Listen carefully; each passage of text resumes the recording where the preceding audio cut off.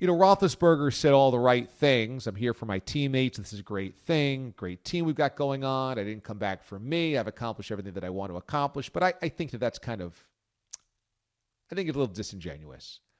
I think Ben Roethlisberger did not want to go out with an injured shoulder, keeping him out the entire season. He can say, I came back for these guys, but I don't think it had to be these guys. I think Big Ben wanted to come back to prove that last year is not the way that he's going to end a potentially Hall of Fame career.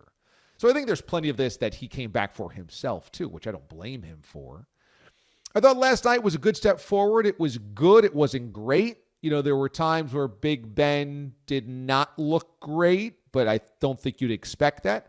But there were times where the rush was coming and Big Ben was a little off balance and he could whip a pass into the corner of the end zone and lead his receiver and score a touchdown, which is what great quarterbacks can do, kind of flick it up in the air because they've run that play about 3,000 times and put it where it needs to be against an overmatched team. I thought Roethlisberger took advantage of the space that the Giants would give him and, kind of orchestrated a win. And it didn't have to be a 400-yard effort and throwing deep all the time. It just had to be kind of a methodical victory. So I thought that was a win, not only in the standings for Pittsburgh, but also for Ben Roethlisberger. I thought last night was a win.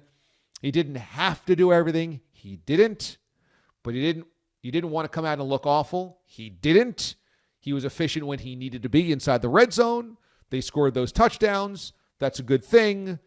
And you mop the floor with a bad Giants team, and then, you move on to bigger fish to fry next week and beyond. So I thought that was a good night for Big Ben. I don't know if you silence all the doubters, because there's plenty of people that are wondering what happens when you take that abuse at 38 years old on your body, and he's taken a lot of it. What happens when he gets hit on that shoulder? What happens over the course of a full season?